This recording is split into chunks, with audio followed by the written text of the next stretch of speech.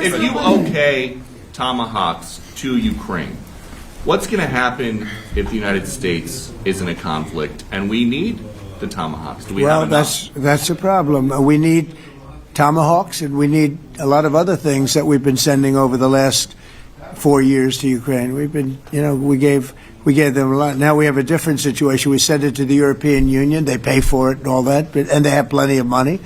But it's beyond the money. We need Tomahawks, or we need a lot of other weapons that we're sending to Ukraine. One of the reasons we want to get this war over is exactly that. It's not easy for us to give. You're talking about massive numbers of very powerful weapons. So that's one of the things we'll be talking about. Hopefully they won't need it. Hopefully we'll be able to get the war over with without thinking about Tomahawks. I think we're fairly close to that. Yeah, go ahead. Can I say, yeah, please. Just to understand. So for today, of course, we want to finish this war, but the war is another technological war. You don't use just Tomahawks. If you want to target a military goal, you need thousands of drones.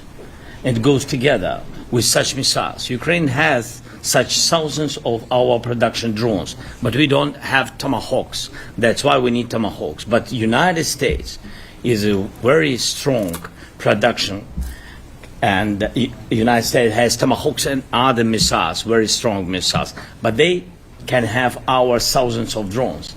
That's why where we can work together, where we can strengthen American production. And so just so that I understand, so you're suggesting kind of a trade.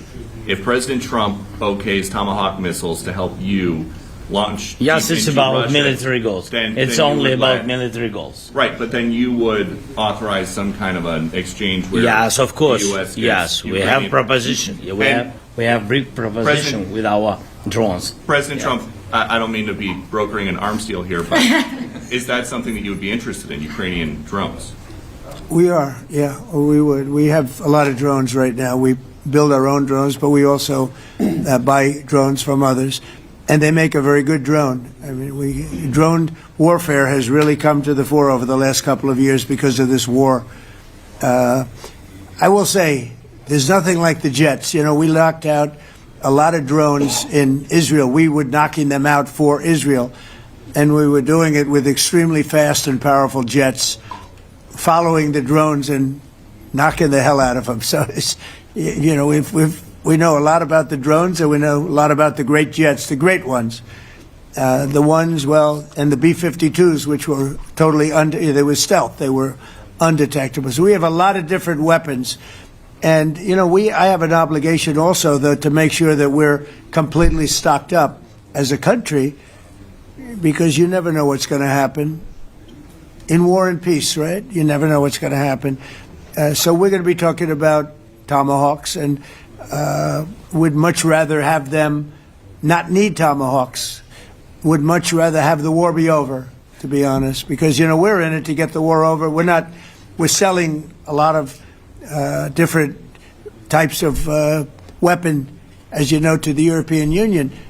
We're not in it for that. We're in it to get it over. We're losing thousands of people a week, thousands of people, Russian, Ukrainian, mostly soldiers. Mostly soldiers.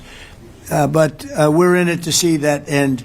And if we can end quickly, and I think we can. I had a very good talk yesterday. We're going to be talking about it.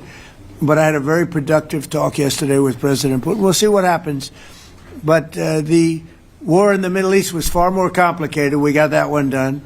And I think we have a good chance. I think President Zelensky wants it done, and I think President Putin wants it done. Now all they have to do is get along a little bit. President Trump.